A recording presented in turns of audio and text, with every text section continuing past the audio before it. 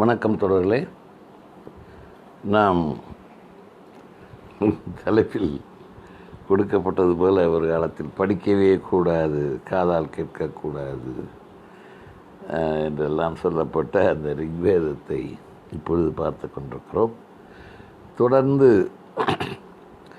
வந்து கொண்டிருக்கின்ற நேயர்கள், சகோதரர்கள், நண்பர்கள்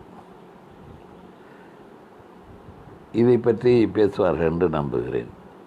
நேற்று 107 முடிந்தது இல்லையா? 1175 பாடலோடு நிச்சயம் முடிவுற்றது.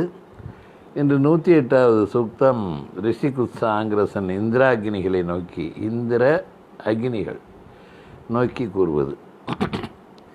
ரிக்வேதத்தின் 1வது மண்டலம் 108வது சூக்தம். இந்திரா அக்னிகளே, உங்களுடைய எல்லா உலகங்களையும் ஒளிப்படுத்தும் அற்புதமான அந்த தேரிலே நீங்கள் இருவரும் அமர்ந்து வாருங்கள். பொழியப்பட்டுள்ள சோமரசத்தை பருகுங்கள்.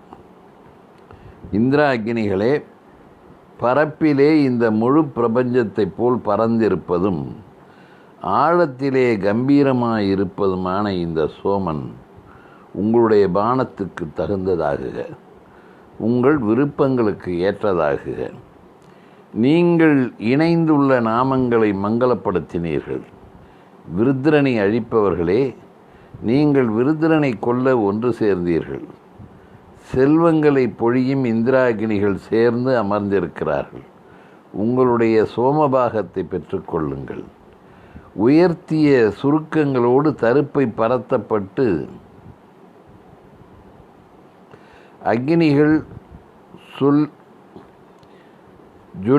ஜொலிப்பிக்கப்பட்டவுடன் உயர்த்திய சுருக்கங்களோடு தருப்பை பரத்தப்பட்டு அக்னிகள் சொலிப்பிக்கப்பட்டவுடன் இருவர்களும் பாங்காக விளங்குகிறார்கள். சுற்றிலும் பொழியப்பட்ட தீவிர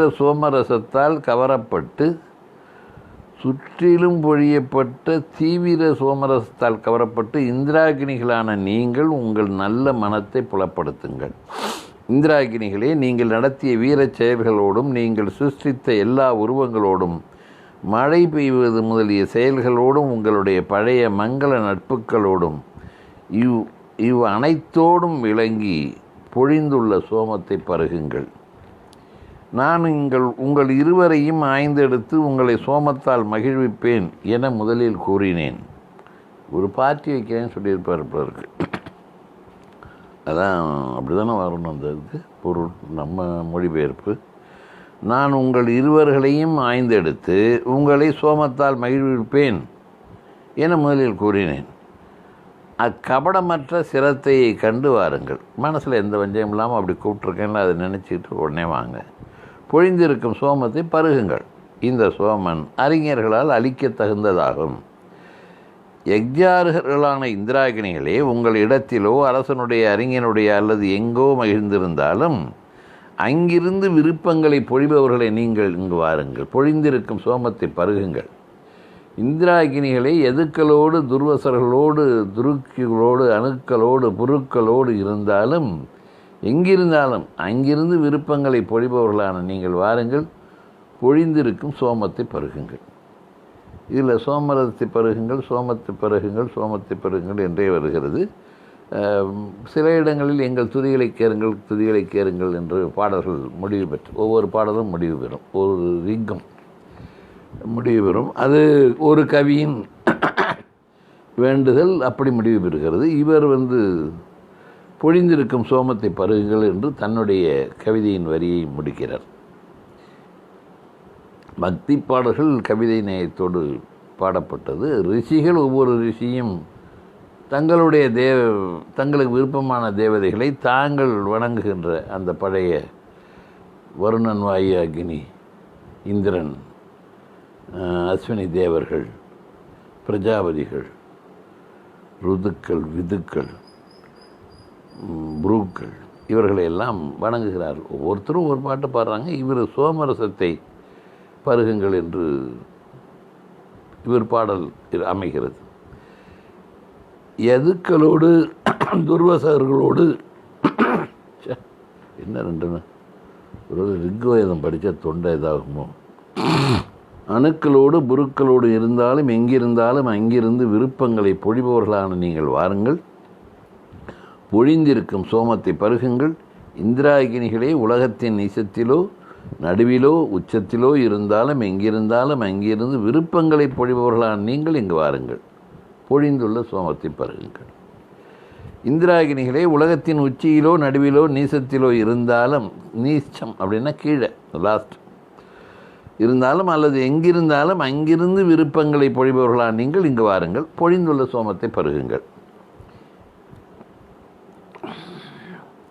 இந்திராகினிகளே, சோதியிலோ அல்லது புவியிலோ மலைகளிலோ ஓர்சதிகளிலோ சலங்களிலோ இருந்தாலும் அல்லது எங்கிருந்தாலும் அங்கிருந்து விருப்பங்களை பொழிபவர்களான நீங்கள் இங்கு வாருங்கள், பொழிந்துள்ள சோமத்தை பருகுங்கள்.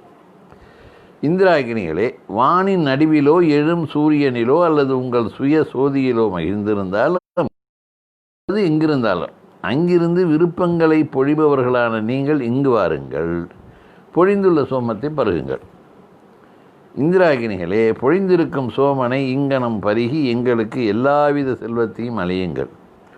மித்திரனும் வருணனும் அக்னியும் கடலும் புவியும் சோதியும் எங்களுக்கு அதை காப்பார்களாக. 1188வது பாடலோடு இந்த 13வது ரிக் முடிவடைகிறது. 108வது சூக்தம். சில செய்திகளுக்கு அடிக்குறிப்புகள் எழுதப்பட்டிருக்கிறது ஆர்டிஹெச் கிரிஃபித் அவர்களால். அதனுடைய தமிழ் பொருள் என்னவென்று அவர் குறிப்பிடாமல் இருந்த காரணத்தால் இந்த பதிப்பாளர்கள் அதை நம்முடைய தீக்கதிரில் ஆசிரியராக பணிபுரிந்த வி.என். ராகவன் அவர்களை விட்டு மொழிபெயர்த்து போட்டிருக்கிறார்கள். அந்த அடிக்குறிப்பு 4வது பாடலில் இந்திரன் என்று சொல்லப்படுகிறதுக்கு என்னென்னா, இவனும் அக்னியும் இரட்டையர்களாக பாடப்படுகிறார்கள். இந்திரன்னு சொல்லப்படுறதுக்கு இவனும் அக்னியும் இரட்டையர்களாக பாடப்படுகிறார்கள். அத்வரியு என்ற சொல்லை புகுத்தி அவருடைய உதவியாளன் என்று வில்சன் கூறுகிறார். பென்ஃபி இருவரையும் தனித்தனியே பிரித்து பொருள் கூறுகிறார். தர்ப்பை புல்லை பரப்பி என்றும் சோமபானத்தை அகப்பைகளில், அந்த கரண்டிகளில் அகப்பைகளில் வழங்கி என்றும் இருவரையும் தனித்தனியே கௌரவிக்கிறார்.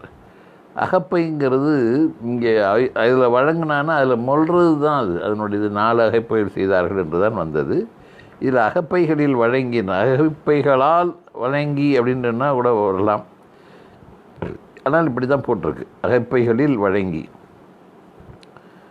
இங்கு தெரிந்த 5 ஆரிய இனங்கள் குறிப்பிடப்படுகின்றன.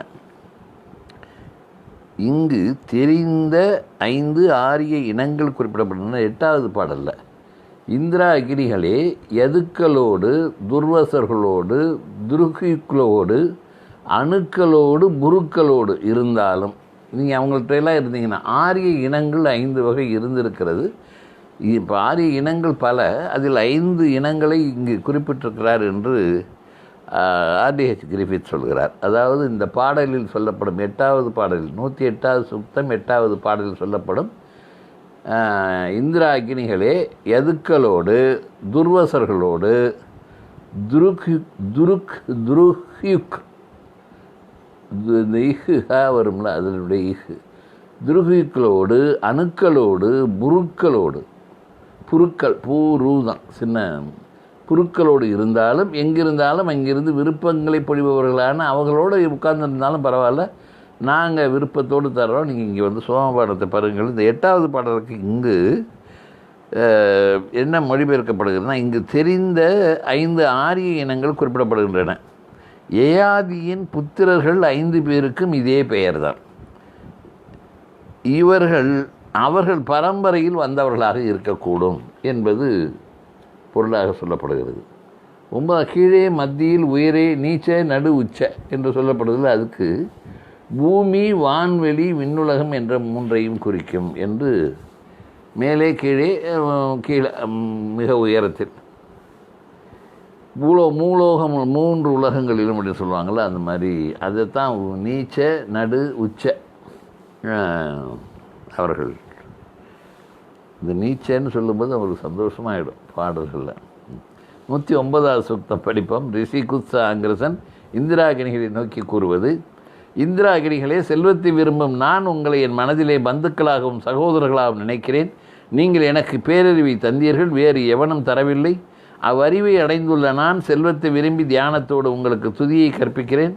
நான் நீங்கள் உதவாத மைத்துனனுக்கு அல்லது மனைவியின் சகோதரனுக்கு அதிகமாக தாராளமாய் செல்வத்தை அளிப்பவர்கள் என செவியுற்றுள்ளேன். இந்திராகினிகளே, நான் உங்களுக்கு சோமத்தை அளிக்குங்கால் புதிய ஸ்தோமத்தை கூறும்.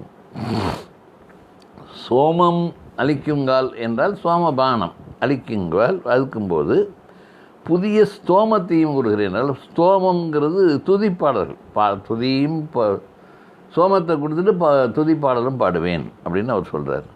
நாங்கள் சந்ததியின் இழைகளை அறுக்காமல் இருப்போமாக. நாங்கள் இந்த பிரார்த்தனையோடு எங்கள் பூர்வ பிதாக்களின் ஆற்றல்களை பெற முயலுகிறோம். தொழுபவர்கள் குழந்தைகளை பிறப்பித்து சுகத்துக்காக இந்திராகினிகளை போற்றுகிறார்கள். பகைவர்களை அழிக்கும் அவர்கள் எங்கள் அருகில் இருக்கிறார்கள். இந்திராகினிகளே, உங்களை விரும்பும் தேவியான வாக்கு உங்களை மதப்படுத்த சோமத்தை பொழிகிறது. மதப்படுத்தனா உற்சாகப்படுத்த சோமத்தை பொழிகிறது. குதிரைகளும் அழகிய கைகளும் சுந்தர புஜங்களும் நீங்கள் துரிதமாய் வந்து சலங்களில் உள்ள இனிப்போடு சோமரசத்தை பருகுங்கள். சோமரசத்தை சேருங்கள்னு வருது, பருகுங்கள். இந்திராகினிகளே, விருத்திரன் வீழ்த்தப்பட்டு செல்வங்கள் பங்கிடப்படுங்கால் நீங்கள் மிக்க வலிமையுடன் இருந்தீர்கள் என நான் செவியுற்றேன். விருத்திரன் ஒருத்தனை கொண்டுட்டீங்க, அவனுடைய செல்வத்தையெல்லாம் அபகரிச்சிங்க. அதை நீங்கள் வலிமையோடு செஞ்சு அதுக்கப்புறம் எல்லாத்தையும் பங்கு போட்டிங்கல்ல, அவன் ப்ராப்பர்ட்டி எவனையோ கொண்டுட்டு அவன் ப்ராப்பர்ட்டியை எடுத்துகிட்டு வந்துட்டானோ அதை பங்கு போட்டிங்கல்ல, அது ஒரு பாடலாக வருகிறது. விருத்திரன் வீழ்த்தப்பட்டு செல்வங்கள் பங்கிடப்படுங்கால் நீங்கள் மிக்க வலிமையுடன் இருந்தீர்கள் என நான் செவியுற்றேன். அனைத்தையும் காணும் நீங்கள் வேள்வியில் தருப்பையின் மீது அமர்ந்து சோமத்தால் மதப்படுங்கள். சோமத்தால் சந்தோஷமாக இருங்க, உற்சாகப்படுங்கள். போரிலே நீங்கள் அழைக்கப்பட்டு வந்து அனைவரையும் மேன்மையிலே முந்துகிறீர்கள். இந்திராகினிகளே, நீங்கள் நதிகளுக்கும் புவிக்கும் வானுக்கும் மலைகளுக்கும் பெரியவர்களாய் இருக்கிறீர்கள். மேலும் வேறு எல்லா பொருள்களுக்கும் மேலாக விளங்குகிறீர்கள். வஜ்ரத்தை கைகளில் ஏந்தும் நீங்கள் செல்வத்தை ஏந்தி வாருங்கள், அதை எங்களுக்கு அழியுங்கள். வஜ்ரத்தை கைகளில் ஏந்தும் நீங்கள் செல்வத்தை ஏந்தி வாருங்கள், அதை எங்களுக்கு அழியுங்கள். இந்திராகினிகளே, உங்களுடைய ஆற்றல்களால் எங்களை காப்பாற்றுங்கள். எந்த சூரிய ரசிமிகளால் பிரகாசத்தால் அதை எங்களுடைய பூர்வ பிதாக்கள் ஐக்கியமாகி சோதி உலகுக்கு சென்றார்களோ அவை எங்கள் மீதும் பிரகாசிக்க. கோட்டைகளை இடிப்பவர்களே, கைகளில் வஜ்ரம் ஏந்துபவர்களே, எங்களுக்கு செல்வத்தை அழியுங்கள். இந்திராகினிகளே, எங்களை போர்களில் காப்பாற்றுங்கள். மித்திரனும் வருணனும் அதிதியும் கடலும் புவியும் சோதியும் எங்களுடைய இந்த ஸ்தோமத்தை மேம்படுத்துவார்களாக. ஸ்தோமம் என்றால் மறுபடியும் சொல்கிறேன், இந்த இடத்துல ஸ்தோமம் என்பது துதிப்பாடல் மட்டுமே. 1196வது பாடலோடு இந்த 109வது சுத்தம் முடிவடைகிறது. அது சில குறிப்புகள் என்ன சொல்கிறது. உதவாத மைத்துனன் அல்லது மனைவியின் சகோதரன் என்பதற்கு உதவாக்கரையான மருமகன் வருங்கால மாமனாரின் ஆதரவை பெற வேண்டி, உதவாக்கரையான மருமகன் வருங்கால மாமனாரின் ஆதரவை பெற வேண்டி ஏராளமான பரிசுகளை பெண்ணுக்கு வழங்க வேண்டும். பெண்ணின் சகோதரன் அவளுக்கு நிறைய பரிசுகளை வழங்க வேண்டும். 3. இழைகளை அறுப்பது. மத சடங்குகளை நடுவில் நிறுத்தாமல் தொடர்ச்சியாக நடத்துவது. இந்த 3வது பாட்டில் ஒரு இடத்துல வருது. அதாவது இந்த இழைகளை நாங்கள் சந்ததியின் இழைகளை அறுக்காமல் இருப்போமாக அப்படின்னு வருது. அதுக்கு அடிக்குறிப்பாக என்ன எழுதுகிறாங்கன்னா, இழைகளை அறுப்பதுங்கிறதுக்கு மத சடங்குகளை நடுவில் நிறுத்தாமல் தொடர்ச்சியாக நடத்துவது, சந்ததியின் நீண்ட தொடர்ச்சியான இழைகளை வெட்டி விடாமல் இருப்பது.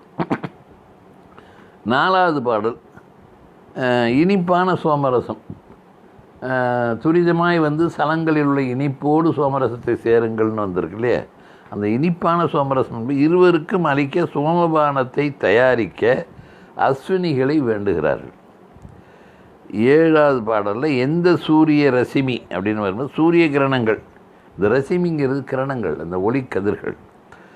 ரிஷிகளின் முன்னோர்கள் ஒற்றுமையாக இருந்ததற்கு இந்திரா அக்னியை தொழுததும் காரணம் என்று கூறலாம். ஆனால் சாயனர் வில்சன் கூறுவதுதான் இங்கு மொழிபெயர்ப்பில் வந்துள்ளது. ஆங்கிலத்தில் உள்ளது மொழிபெயர்ப்பில் வந்துள்ளது. 110வது சூக்தம் பார்க்கிறோம். ரிஷிகுல்ச ஆங்கிரசன் ரிபுக்களை நோக்கி கூறுவது. இந்த ரிபுக்கள் என்பவர்களும் அந்த இந்திராதி தேவர்களுடைய ஒரு குரூப், அது அனதர் குரூப். இவங்க எல்லாரையுமே தங்களுக்கான பாதுகாப்புக்கான வீரர்களாகவும் அவருடைய நலனுக்கானவர்களாகவும் அவர்களிடம் இருக்கும் செல்வங்களை வீரர்களுக்காக உள்ள பொழிவதற்காகவே காத்திருப்பவர்கள் போலும் அவர்களை எல்லாம் துதிப்பார்கள். அது ரிபுக்கள் ஒரு வகையான தேவதைகள். நான் பூர்வத்தில் செய்த அதாவது வீரர்கள் என்று கூட சொல்லலாம். நாம் பூர்வத்தில் செய்த வேள்வி மீண்டும் செய்யப்படுகிறது. உங்களை போற்ற இனிய பாசுரம் பாடப்படுகிறது. இங்கு எல்லா தேவர்களுக்கும் போதுமான சோம சமுத்திரம் இருக்கிறது. சோமரசம் கொஞ்சமாக இருக்குன்னா இப்போ சமுத்திரம் இருக்கிறது. எல்லா தேவர்களுக்கும் போதுமான சோம சமுத்திரம் இருக்கிறது. சூவாகா சப்த முழக்கத்தோடு அந்த ரசம் அக்னியில் அளிக்கப்பட்டவுடன் நீங்கள் பருகி இன்பமாகுங்கள். ஒரு குறிப்பு ஒன்றும் இல்லை. இந்த பாடல்களை படிச்சுட்டு இருக்கும்போதே சோமரசங்கிறாங்களே என்னடா பாட்டு அப்படின்னு நினச்சிங்கன்னா ஒரு மண்டலமே 9வது மண்டலம் முழுக்களுமே சோமரசத்தை வச்சு தான் வருமா. இதன் ஆசிரியர் ஏற்கனவே சொல்லியிருக்கிறார். இது நம்ம அப்போ படிக்கும்போது பார்க்கலாம். இது கொஞ்சம் அப்பப்போ வந்து தெளிச்சிருக்கிறோம், வந்து சாப்பிடுங்கிற சமாச்சாரம் இது. நீங்கள் என் குல பந்துக்கள் பூர்வத்தில் உங்களுக்கு பக்குவ மனமில்லாமல் இருந்தது. வேதங்க அதை வந்து அப்படியெல்லாம் பார்க்கக்கூடாது. அதில் சோமரசம் அது கண்டிப்பாக இருக்கணும். எங்களுக்கு எல்லாத்தையும் கொடுங்கன்னு கேட்கணும். எங்களுக்கு பாதுகாப்பு கொடு, நான் உனக்கு அது பதிலுக்கு இதெல்லாம் தருவேன். ஆனால் சோமத்தை அனுபவிக்க விரும்பி தவம் செய்ய கானகம் சென்றீர்கள். பிறகு சுதன்வ புதல்வர்களான நீங்கள் உங்களுடைய கடுமையான தவங்கள் பூர்த்தியானவுடன் உங்கள் மகத்துவம் அப்படின்னு சொல்லுவோம்ல, சிறப்புகள், அந்த அதிகப்படியான சக்தி, மகத்துவத்தோடு அவியளிக்கும் சவிதாவினுடைய சதனத்துக்கு வந்தீர்கள். சதனம்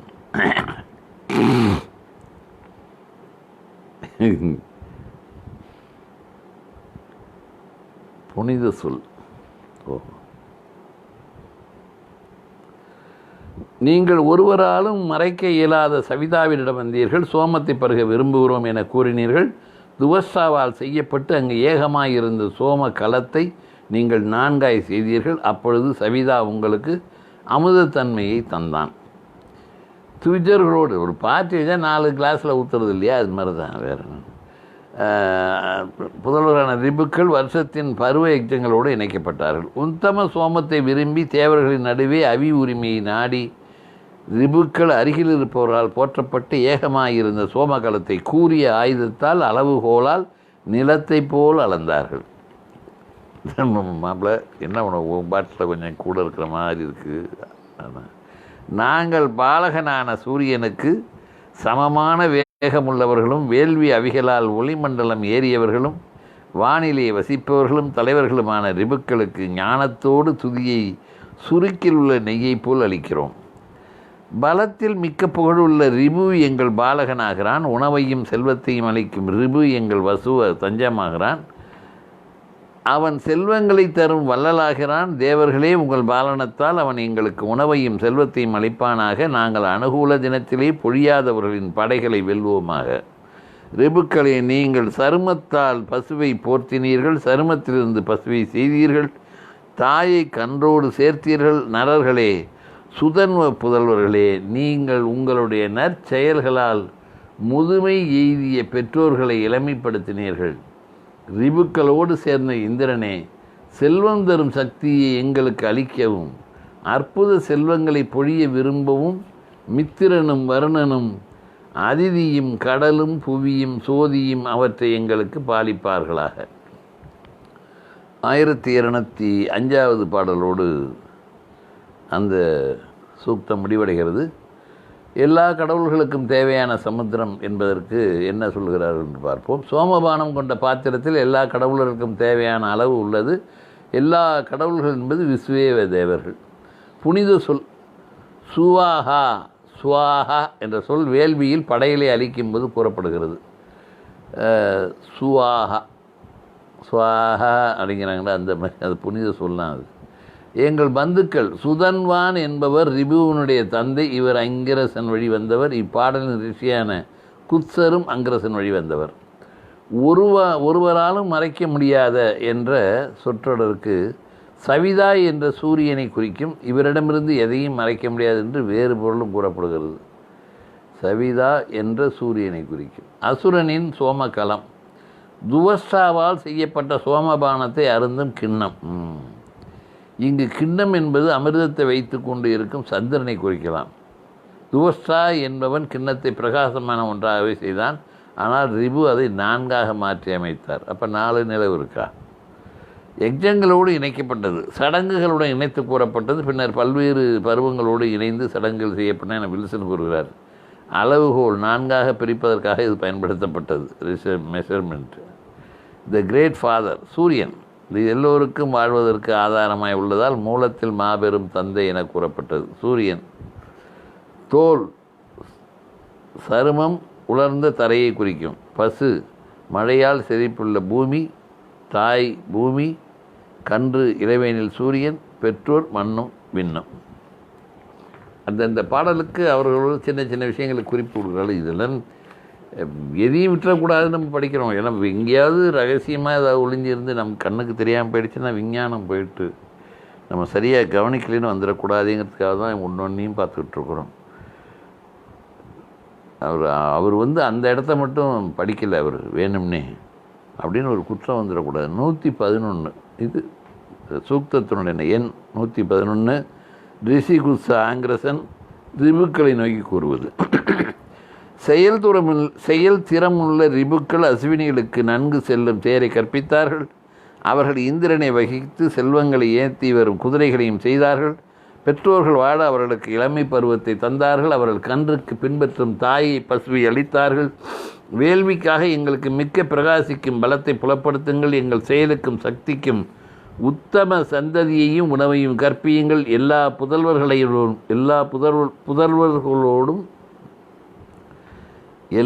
புதல்வர்களோடும் பிரஜையோடும் சுகமாய் வாழ்வதற்குரிய செல்வத்தையும் ஆற்றலையும் எங்களுக்கு அளியுங்கள். ரிபுக்களே வீரர்களே, எங்களுக்கு செல்வத்தையும் தேருக்கு செல்வத்தையும் குதிரைக்கு செல்வத்தையும் கற்பியுங்கள். எங்களுடைய வெற்றிகரமான செல்வத்தை தினந்தோறும் அனைவரும் போற்றுவார்களாக. நாங்கள் போரிலே பகைவர்களை பந்துக்களாய் இருந்தாலும் அந்நியர்களாய் இருந்தாலும் அவர்களை வெல்வோமாக. தினந்தோறும் அனைவரும் போற்றுவார்களாக. நாங்கள் போரிலே பகைவர்களை பந்துக்களாயிருந்தாலும் அந்நியர்களாயிருந்தாலும் அவர்களை வெல்வோமாக. இது சண்டைன்னு வந்துருச்சுன்னா யாருன்னு பார்க்க மாட்டோம். அது மகாபாரதமும் அப்படி தான் நடந்துச்சு.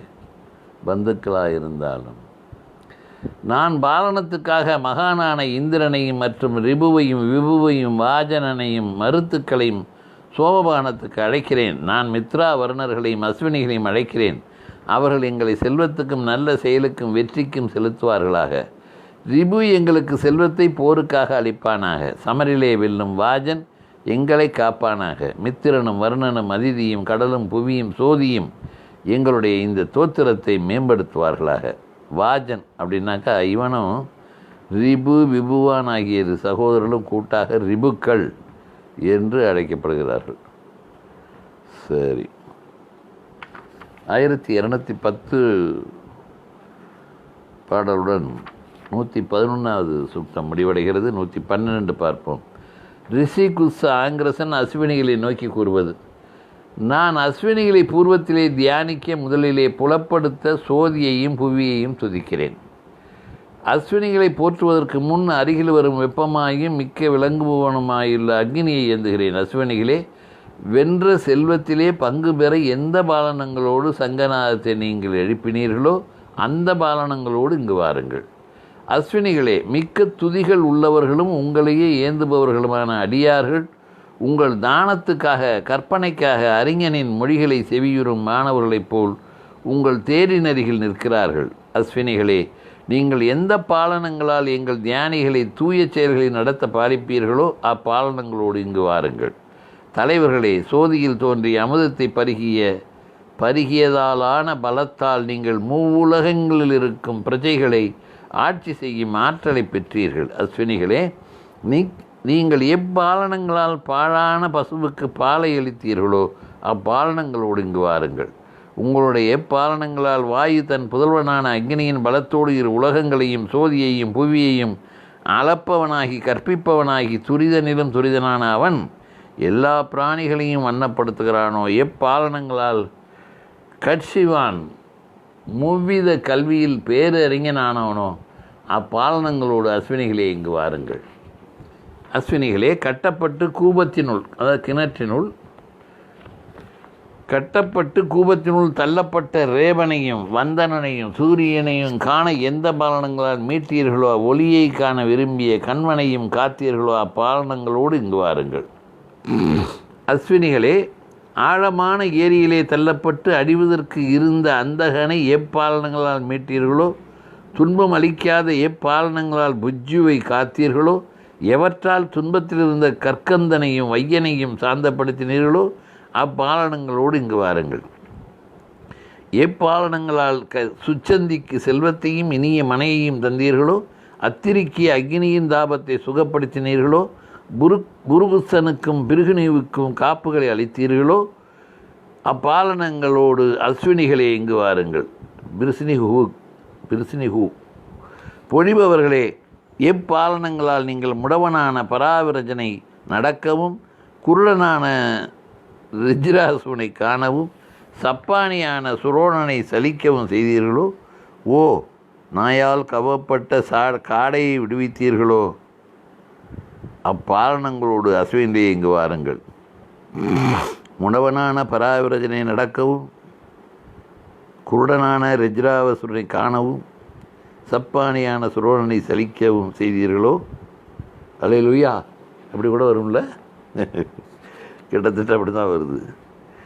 1000 செல்வங்களை தரும் போருக்கு செல்ல சக்தியற்றிருந்தவளும் செல்வத்தை விரும்பியவளுமான விச்வலைக்கு செல்லும் ஆற்றலை காலற்றிருந்த அவளுக்கு காலை எப்பாலனங்களால் நீங்கள் அளித்தீர்களோ எவற்றால் அசுவனின் மகனும் பக்தனுமான வசனை காத்தீர்களோ அஸ்வினிகளே அப்பாலனங்களோடு இங்கு வாருங்கள்.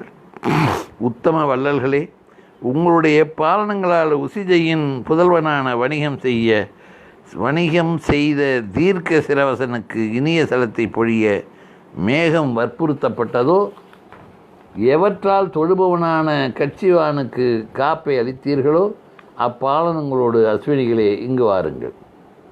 எப்பாலனங்களால் நீங்கள் ரசா நதியின் தடத்தை சலத்தால் பெருக்கினீர்களோ எவற்றால் குதிரை இல்லாத தேரையும் ஜெயத்துக்கு செலுத்தினீர்களோ எவற்றால் திரிசோகன் திருடப்பட்ட பசுக்களை மீட்டானோ அப்பாலனங்களோடு அஸ்வினிகளே நீங்கள் இங்கு வாருங்கள். இந்த ஒரு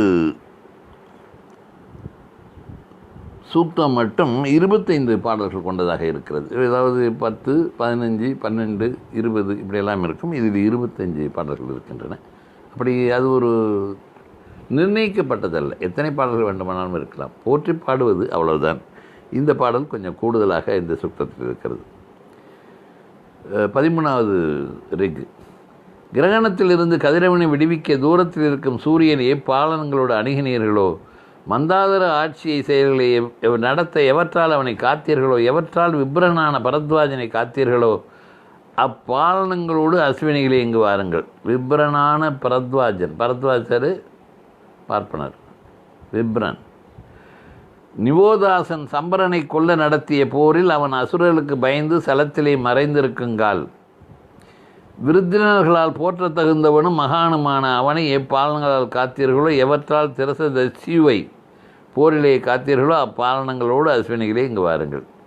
நிவோதாசன் சம்பரனை கொல்ல நடத்திய போரில், சம்பரன் அந்த சொன்ன இல்லையா, அந்த ஆய்வுகளில் இந்த சம்பரன் இவங்களெல்லாம் கொன்னாங்க, அந்த சிந்து சமவெளி நாகரிக தொடர்பான செய்திகள் இது அவர்கள் வாயினாலேயே சில பாடல்கள் வரும். அதில் முதல்ல பரத்வாஜர் இருந்தார், வசிஷ்டர் வருவார். இவங்கெல்லாம் அந்த போரை பார்த்தவர்கள், கிட்டத்தட்ட கண்ணால் பார்த்திருக்கிறோம், நாங்கள் பார்த்தோம் இல்லையா என்று அவர்கள் பாடுகிறார்கள். பின்னால் அது வரும், பின்னால் வருகிறது. நாங்கள் அப்படி அவர்களை கொல்லும்போது நாங்கள் அந்த வீரத்தை பார்த்தோம் இல்லை, அந்த பராக்கிரமத்தை கண்டோம் இல்லையா என்றெல்லாம் சொல்லப்படுகிறது. அந்த வகையிலே இந்த பூர்வத்திலே தீமையிலிருந்து விலகும் வழியை அறிமுகத்தாக சைவையும் இந்த இதெல்லாம் வருது பாருங்க. 14வது பாடல். நிவோதாசன் சம்பரனை கொல்ல நடத்திய போரில் அவன் அசுரர்களுக்கு பயந்து சலத்திலே தண்ணீரில் ஏதாவது அண்டர் கிரவுண்டு இது பண்ணி தானே என்னமோ ஏற்பாடு பண்ணி நான் கோட்டையெல்லாம் கட்டியிருந்து வாழ்ந்திருக்கிறாங்க. சலத்திலே மறைந்திருக்குங்கால் விருந்தினர்களால் போற்ற தகுந்தவனும் மகானுமான அவனை எப்பாலனங்களால் காத்தீர்களோ, அசுரர்களுக்கு பயந்து நடத்துகிறானா, மகானுமான அவனை எப்பாலனம் காத்தீர்களோ, எவற்றால் திரசதசிவை போரிலே காத்தீர்களோ அப்பாலனம் கூட அசுவனிலே இங்கு பாருங்கள். இப்படி அருகில் இருப்பவர்களால் போற்றத்தகுந்த வம்மரனை அவன் மிக்க பருகுங்கால் எப்பாலனங்களால் காத்தீர்களோ, எவற்றால் மனைவியை அடைந்தவுடன் கலியை காத்தீர்களோ, எவற்றால் குதிரையை இழந்த பிருதியை தாங்கினீர்களோ அப்பாலனும் கூட அசுவினிகளே இங்கு வாருங்கள். பூர்வத்திலே தீமையிலிருந்து விலகும் வழியை அறிய விருப்பம் இருந்த சைவையும் அத்திரியையும் மனுவையும் தலைவர்களான நீங்கள் எப்பாலனங்களால் காத்தீர்களோ, எவற்றால் சியூமரசிமியின் பகைவர்கள் மீது சரங்களை எய்தீர்களோ அப்பாலனங்களோடு அசுவினிகளே இங்கு வாருங்கள். எந்த பாலனங்களால் படர்வான் தேக பலத்தால் போரிலே எரியும் கட்டை குவியலின் அக்னியைப் போல் பிரகாசித்தானோ, எவற்றால் நீங்கள் போரிலே சரியாதனை காத்தீர்களோ அப்பாலனங்களோடு அசுவினிகளே நீங்கள் இங்கு வாருங்கள். அங்கிரசனே, நீ அசுவினிகளை போற்றவும் அசுவினிகளை துதியால் பிரியமுடனாகும் நீங்கள் எப்பாலனங்களால் தொழுபவர்களை இன்புறுத்தி திருடப்பட்ட பசுக்களை மீட்ட தேவர்களின் முன்னே குகைக்கு சென்றீர்களோ, எப்பாலனங்களால் சூரனான மனுவை உணவோடு ஏந்தினீர்களோ அப்பாலனங்களோடு அசுவினிகளே இங்கு வாருங்கள். எப்பாலனங்களால் நீங்கள் விமதனுக்கு மனைவியை தந்தீர்களோ, எவற்றால் சிகப்பு பசுகளை மீட்டீர்களோ, எவற்றால் சிறந்த செல்வத்தை சுதாசனுக்கு அளித்தீர்களோ அப்பாலனங்களோடு அஸ்வினிகளே எங்களிடம் வாருங்கள். இந்த பாடல்கள் எல்லாமே ஒரே மாதிரியாக இருக்கிறதுனால இதை ஒன்றை விட்டுட்டு ரெண்டை விட்டுட்டு பாடலாம், படிக்கலாம். அது அல்ல நம்முடைய நோக்கம். அதாவது இது அலுப்பாக இருக்கும், இது வேண்டாம்னு ஒதுக்கலாம் அல்ல, அந்த மாதிரியான இது அல்ல. முழுவதுமாக அதை வாசித்து விடுவது. ரெண்டாவது, நீங்கள் இதெல்லாம் வாசிக்கவே கூடாதுன்னு ஒரு காலம் இருந்தது இல்லையா, அதை இப்போ நம்ம வாசிப்போமே. இப்போ ஈயத்தை காய்ச்சிட்டு வர்றதுக்கோ நாக்க இருக்கிறதுக்கோ ஆள் இல்லை அப்படி இருந்தாக்கா அவனை போட்டு சொல்லுவாங்க. இப்போ அதான் நிலவரம் இல்லைங்களா. அதனால் இப்போ அவங்களே அச்சரித்து கொடுக்குறாங்க. இதெல்லாம் அச்சரித்து கொடுத்தது தானே. இந்தாங்க, நீ படித்தே ஆகணும், சமஸ்கிருதம் படித்தாகணும், இதெல்லாம் படிக்கணும், வேதம் படிக்கணும் அப்படின்னு சொன்னேன். காதால் கேட்டாலே ஈயத்தை காய்ச்சி ஊற்றணும், அந்த மாதிரி காலம். அதனால் எதையும் விட்டுடாமல் நம்ம படிச்சிருப்போம். படித்தோம்னு இருக்கட்டுமே, நான் படிக்கிறேன், நீங்கள் அதை உரத்து படிக்கிறேன், நீங்கள் கேளுங்களேன். என்ன ஒரு அரை மணி நேரம் 1 மணி நேரம் நம்முடைய பழுதாகும், விரயமாகும். பல்வேறு கணங்களிலே இதையும் சேர்த்து விடுங்கள் வேண்டும் என்றால். எப்பாலனங்களால் நீங்கள் விமதனுக்கு மனைவியை தந்தீர்களோ, எவற்றால் சிகப்பு பசுக்களை மீட்டீர்களோ, எவற்றால் சிறந்த செல்வத்தை சுதாசனுக்கு அளித்தீர்களோ அப்பாலனங்களோடு அஸ்வினிகளே எங்களிடம் வருங்கள். அப்புறம் சொல்லிடுறேன், நான் போயா இதையே படிச்சுட்டு இருக்கிறேன், எங்களுக்கு இதனால் எந்த பலனும் இல்லைன்னு நீங்கள் போயிடாதீங்க. சமயத்தில் எங்கேயாவது விஞ்ஞான அறிவு வந்துருச்சுன்னு வச்சுங்க, அதை மிஸ் பண்ணிடாதீங்க. அவ்வளோதான் சொல்லுவேன். ஒரு நாள் வரலாம்னு நினச்சிட்டு தான் நம்பி நான் படிச்சுக்கிட்டு இருக்கிறேன். பிரதமரே சொல்லியிருக்கிறார் அதில் எல்லாம் இருக்குன்ட்டு. அதனால் நம்ம கவனமாக படிப்போம். எப்பாலனங்களால் அவி அளிப்பவனுக்கு சுகத்தை தருகிறீர்களோ, எவற்றால் புஜ்ஜுவையும் அத்திரிகையும் காத்தீர்களோ, எவற்றால் ருதுஸ்வானுக்கு ஊட்டுவதும் ஊக்கப்படுத்துவதுமான உணவை தந்தீர்களோ அப்பாலனங்களோடு அஸ்வினிகளே இங்கு வாருங்கள். எப்பாலனங்களால் நீங்கள் கிருசானுவை போரில் காத்தீர்களோ, எவற்றால் தருணனான புருகுத்சனுடைய குதிரையை வேகப்படுத்தினீர்களோ, எவற்றால் இனிய தேனை தேனீக்களுக்கு தருகிறீர்களோ அப்பாலனங்களோடு அஸ்வினிகளே இங்கு வாருங்கள். போரிலே பசுக்களுக்காக போராடும் வீரனை எப்பாலனங்களால் காத்தீர்களோ, எவற்றால் அவன் செல்வத்தையும் மனைகளையும் பெற காக்கிறீர்களோ, எவற்றால் அவனுடைய குதிரைகளையும் காக்கிறீர்களோ அப்பாலனங்களோடு அஸ்வினிகளே இங்கு வாருங்கள். சென்ற முறை இந்த சோமரசம் பொழியப்பட்டிருக்கிறது, பருகுங்கள் அப்படியே கூப்பிட்டு இருந்தாங்களே. இப்போ இதில் அப்பாலனங்களோடு அஸ்வினிகளை இங்கு வாருங்கள் அப்படிங்கிறது முடியுது. இது கவிதைகள் தானே, வேற என்ன, பாடல்கள், போற்றி பாடல்கள். அஸ்வினிகளே, எங்கள் சொற்களை செயல்களோடு சிறப்பியுங்கள். பொழிபவர்களே, பகை அழிப்பவர்களே, எங்கள் புத்தியை பலப்படுத்துங்கள். நாங்கள் உங்கள் இருவர்களையும் இறைவன் கடையாமத்தில் கஷ்டம் வருங்கால் பாலனத்துக்காக அழைக்கிறோம். போர்க்களத்திலே எங்களை பலப்படுத்துங்கள். எவ்வளவு போர் பண்ணும், போருங்கிறாங்க. எப்போ பார்த்தாலும் எதிரி எவ்வளோ பேர், எவ்வளோ பேர்ட்டும் அம்பலத்திருப்பாங்க.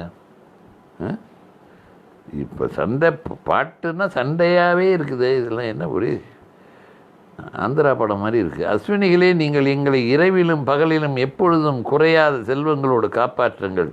மித்திரனும் வருணனும் அதிதியும் கடலும் புவியும் சோதியும் எங்களுடைய இந்த துதியை மேம்படுத்துவார்களாக.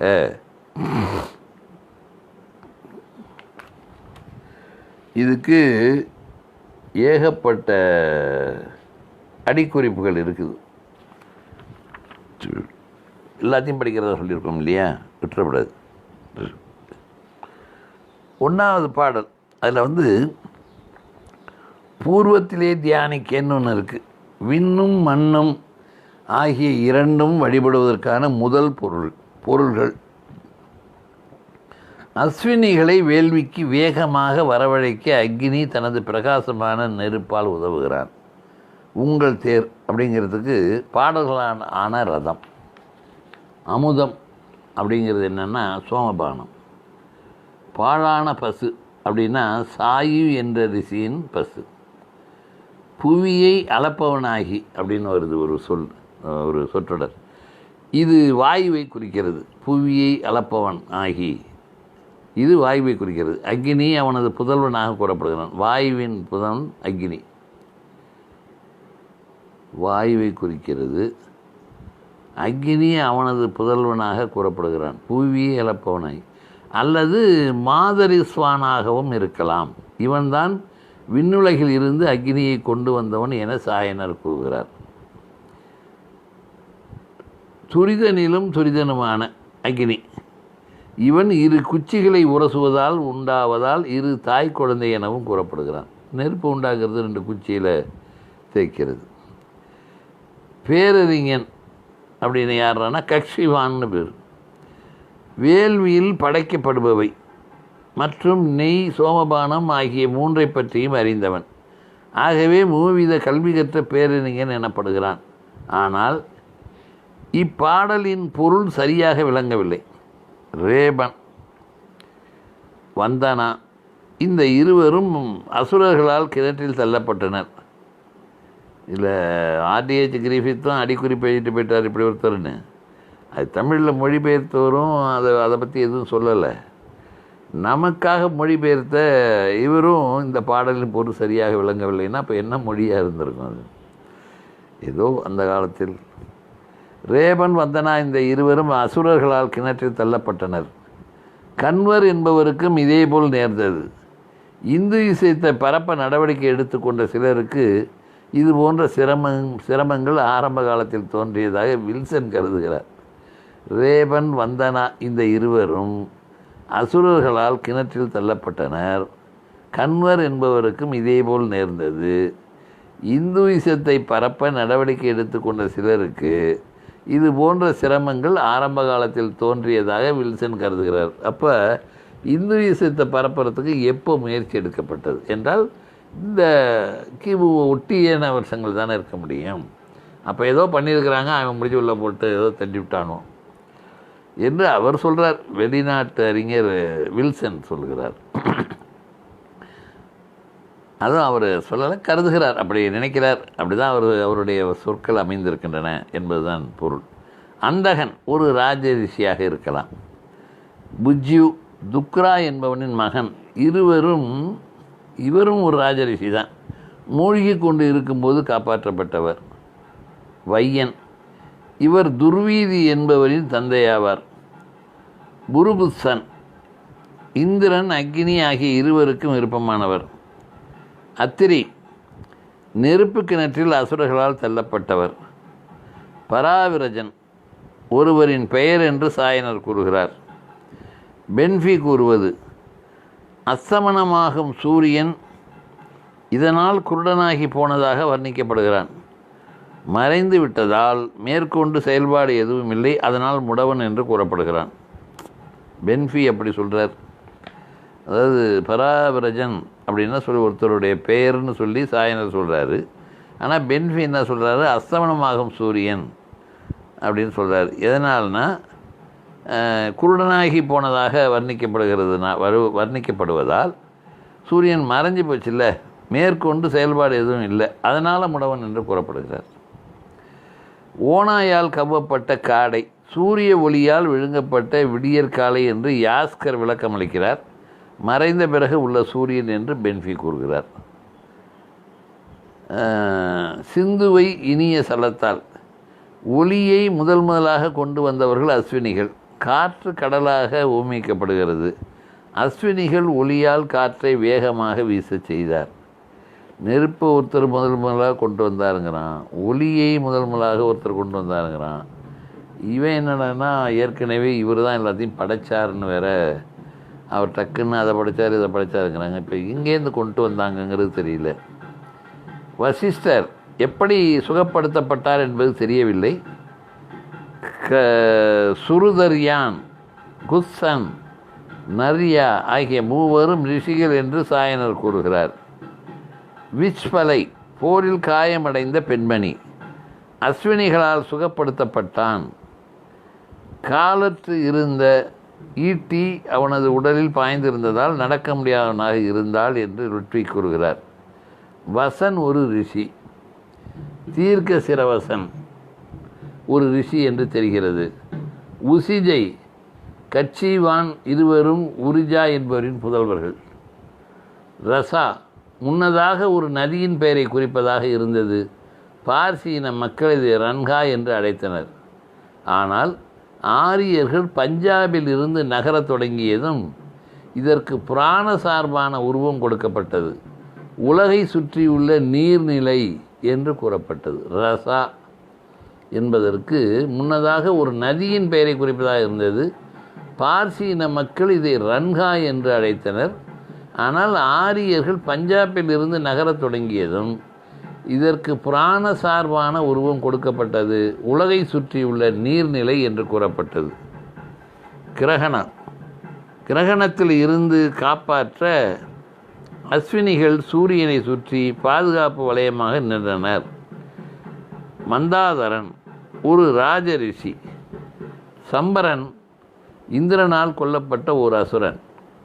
ஆனால் திவோசதன் சம்பரனை கொன்றதாக மொழிபெயர்ப்பில் வந்துள்ளது. சம்பரன் இந்திரனால் கொல்லப்பட்ட ஒரு அசுரன். ஆனால் திவோசதன் சம்பரனை கொன்றதாக மொழிபெயர்ப்பில் வந்துள்ளது. திவோசதனுக்கு அதிதிக்வன், கசோஜூம் என்ற அடைமொழிகள் உள்ளதாகவும் இவர்களுக்கு அஸ்வினிகள் உதவியதாகவும் சாயனர் கூறுகிறார். திரசதாஸ்யு என்பது என்னால்னா தேவதைகளால் பெரிதும் விரும்பப்பட்ட ஒரு அரசன். பல போர்களில் வெற்றியை ஈட்டியவன். வம்ரன் விகானசன் என்பவரின் மகன், ஒரு ரிஷி. வடமொழி மூலத்தில் விபிபானா என்று வருகிறது, அதாவது அதிகமாக குடிப்பவன் என்று பொருள். இருக்கட்டும், பனிநீரை குடிப்பவன் என்று வில்சன் கூறுகிறார். இது இந்திரனை குறிப்பதாக பென்ஃபி கூறுகிறார். என்ன உபஸ்துதா வம்ரன் என்பவரின் அடைமொழியாக இப்பதம் வடமொழி மூலத்தில் வருகிறது. சுற்றி இருப்பவர்கள் அனைவராலும் புகழப்படுபவன் என்று சாயனர் கூறுகிறார். கலி இவர் ஒரு ரிஷி. இவருக்கு அஸ்வினிகள் இளமையை அளித்தனர். பிருதி இவரும் ஒரு ராஜரிஷியே. வியஸ்வா என்ற அடைமொழியும் உள்ளதாக சாயனர் கூறுகிறார். குதிரை இழந்தவன் என்று பொருள். மனு இவர் ஒரு ராஜரிஷி என்று சாயனர் கூறுகிறார். பார்லி மற்ற தானியங்களை விதைப்பது பற்றி அஸ்வினிகள் இவருக்கு கற்றுக் கொடுத்தனர். பார்லியும் மற்ற தானியங்களையும் விதைக்கிறது, விவசாயம் செய்கிறது சம்பந்தமாக மனுவுக்கு சொல்லி கொடுத்துருக்காங்க. சியூமரசிமி இவரும் ஒரு ரிஷி. பதர்வான் இவர் ஒரு ராஜரிஷி என்று சாயனர் கூறுகிறார். இவனோட பெயரெல்லாம் நம்ம கேள்விப்பட்டதே இல்லை. இந்த பதர்வான், சியூமரிசிமி, கலி, என்னென்ன இதன் அடிப்படையில் தான் மொழிபெயர்ப்பு உள்ளது. சாயனருடைய அடிப்படையில் தான் எல்லாம் உள்ளது. ஆனால் வேறு பல கருத்துக்களும் உள்ளன. இறக்கைகள் உள்ள குதிரை என்று பென்ஃபி கூறுகிறார். மந்திரு என்பது ஒரு இடத்தின் பெயர் என்று லுட்விக் கூறுகிறார். இந்த இடம் தீயினால் அழிக்கப்படுவதிலிருந்து அஸ்வினிகள் காப்பாற்றினர். இதற்கு ஜாதரன் என்பவனையோ அல்லது மழையையோ அஸ்வினிகள் பயன்படுத்தினர்.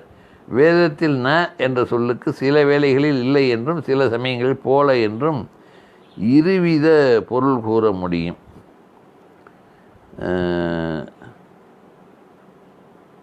ஆமாம், ந என்ற சொல்லுக்கு சில வேளைகளில் இல்லை என்றும் சில சமயங்களில் போல என்றும் இருவித பொருள் கூற முடியும்.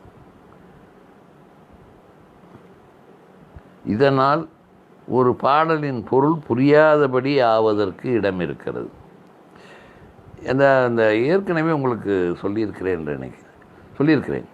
அதாவது வடமொழியை பொறுத்தவரை ஒரு சொல்லுக்கு பல பொருள்கள் வரும். அதாவது இதுதான் இந்த பொருள் நம்ம எடுத்து வேறு சந்தர்ப்பத்துக்கு தக்கபடி வரும் அப்படின்னு சொன்னால் அந்த தற்கச்சதின்னு ஒரு இது சொல்லுவாங்களே, அது அவன் போகிறான், அவள் போகிறாள், அது போகிறது, மூணுக்கும் அந்த மாதிரி வரும். அது என்ன, நீங்கள் அதுக்கு என்ன நடக்கிறது, இந்த எழுவாய் பயனிலை இதெல்லாம் நீங்கள் வச்சுக்கிட்டு பார்த்து அதை நீங்கள் இந்த முன்னிலை தன்மை படற்கை இதெல்லாம் வச்சு பார்த்து அதை நீங்கள் இலக்கணத்தை நீங்களாக வகுத்துக்க வேண்டிய சூழல் சில சமயங்களில் வரும். அந்த வடமொழிக்கு அப்படி ஒரு வாய்ப்பு. அதனால தான் அவங்க பொருளை மாற்றி மாற்றி மாற்றி மாற்றி சொல்லி தப்பிச்சுக்குவாங்க. இப்படி செய்யலாம், அப்படி செய்யலாம், அது அப்படி இருக்கலாம், நீ அது இப்படித்தான் சொல்லியிருக்கு, நீங்கள் வேறு மாதிரி சொல்லி எங்களையெல்லாம் பகையாக நினச்சின்ற கேள் அப்படின்னு சொல்லுவாங்க. சரியாதன் வைவஸ்வத மனைவின் மகன். விமதன் ஒரு ரிஷி, அவனது மனைவி புருவித்திரனின் மகள். திருடப்பட்ட பசுக்கள் சிவந்த மழைமேகங்கள். சுதாசன் பிஜாவனவின் மகன். அத்ரிஹு யாகங்களை செய்பவர். ருதுஸ்தூபன் இவர் ஒரு ரிஷி. கிருசானு சோமபானத்தை பாதுகாக்கும் ஒரு காவலன். கிருசானு அவர் இந்த இவருக்குள்ள இருக்குது, டாஸ்மாக் வாட்ச்மேன். தருணன் இளைஞன், இவன் புருகுசன். புருஷந்தி ஒரு அரசகுமாரன். குத்சர், குதுர்விதி, தபிதி ஆகிய பெயர்கள் ஏற்கனவே வந்துள்ளன. இரவின் கட்டம் வருங்கால் அப்படின்னு ஒரு சொற்றொடர். பகடைக்காய் ஆட்டத்தில் அதிர்ஷ்டமில்லாத நேரம் வரும்போது என்ற பொருள். இரவின் கட்டம் வருங்கால் பகடைக்காய் ஆட்டத்தில் அதிர்ஷ்டமில்லாத நேரம் வரும்போது என்று அதுக்கு பொருள் கூறப்படுகிறது. வெளிச்சமில்லாத போது அல்லது இரவின் கடைசி வேலை வரும்போது அஸ்வினிகள் துணை புரிய வேண்டும் என்று சாயனர் பொருள் கூறுகிறார். இப்போது சாயனரை பார்த்தோம். 25 பாடல்ங்கிறதுனால கொஞ்சம் நீளமாக போச்சு. இதுக்கு பொருளும் நிறைய இதில் இருக்குது. அது இன்னும் நமக்கு பயன்படுறதுக்கானது இல்லை, தெரிஞ்சுக்கிறதுக்காக தான் சொன்னது, படித்தது. ஆனால் ஆய்வாளர்கள் ஒவ்வொருவரும் ஒவ்வொரு விதமாக அது ஏன் அதை போய் தோண்டி எடுத்து பார்த்து பொருள் சொல்லிகிட்டு இருக்காங்கன்னா, எதுவோ அதில் பழைய வரலாற்றின் ஏதோ ஒரு பகுதி அதில் இருக்கலாம் என்று அவர்கள் ஆய்வு மனப்பான்மையில் அதை செய்கிறது. அதாவது எதுவாவது தெரியுமா, காலம் தெரியுமா, இவர்கள் வாழ்ந்த முறை தெரியுமா, எங்கிருந்து வந்தார்கள், என்ன செய்தார்கள், இங்கே என்ன நடந்தது, இதில் யார் யார் இப்படியெல்லாம் இந்த அழிவுக்கு துணை போனவர்கள், இப்படியெல்லாம் எதாவது கண்டுபிடிச்சிட முடியுமாங்கிறது தான் அவங்களுடைய நோக்கமாக தான். பொருள் எல்லாம் மாறுகிறது, சில புரியவில்லை, சில இது யார் என்று தெரியவில்லை என்றெல்லாம் சொல்லுகிறார். 113வது சுக்தம் ரிஷிகுச ஆங்கிரசன் உஷையும் இரவையும் நோக்கி கூறுவது. சோதிகளின் நடுவே இந்த சிரேட்டமான ஜோதி வந்திருக்கிறாள். இவனுடைய அற்புதமான புலப்படுத்துவதான பிரகாசம் புலனாகிறது. இரவு சூரியனிடமிருந்து தோன்றியது போல் அவள் உஷைக்கு தோன்றவிடமாகிறாள். சுந்தரமாயும் சுடராயும் உள்ள உஷை தன் வெண்மையான குழந்தையோடு வந்திருக்கிறாள். கருமையான இரவு அவளுக்கு தன் இருப்பிடத்தை அளித்துவிட்டால் சூரியனுடைய சமமான பந்துக்களும் அமுதர்களும் ஒருவரை ஒருவர் பின்பற்றுபவர்களும் பரஸ்பரம் ஒருவர் நிறத்தை ஒருவர் தேய்த்து கொள்பவர்களுமான அவர்கள் வானிலே தினந்தோறும் சலனமாகிறார்கள். இரவு போய் பகல் வரும்பொழுது இவர் ஒருவர் தேர்த்து கொள்கிறார் என்பதாறு போன்ற கவி அமைந்திருக்கிறது. சகோதரிகளின் சமமான வழி முடிவுற்றது. அவர்கள் சூரியனால் புலப்படுத்தப்பட்ட வழியிலே ஒருவரை ஒருவர் தொடர்ந்து செல்கிறார்கள். அனைத்தையும் தோற்றுவிக்கும் உஷையும் இரவும் மாறுபட்ட நிறங்களோடு இருந்தாலும் ஐக்கிய மனங்கள் உள்ளவர்களாக இருக்கிறார்கள். ஒருவரை ஒருவர் தடை செய்து கொள்ளாத அவர்கள் இளைப்பு ஆறார்கள், ரெஸ்ட் எடுக்கிறதில்ல. சத்தியத்தை காலையும் இரவும், விடிகாலை பகல், மாலை, இரவு, இருள், அதிகாலை. இதில் என்ன வேறு வேறு நிறம் கொண்டவங்க அவங்க உறவில் ஒரு ஓய்வு எடுக்கிறது தொடர்ந்து நடந்துகிட்ருக்கு. அவர் சொன்னது மாதிரி வேறு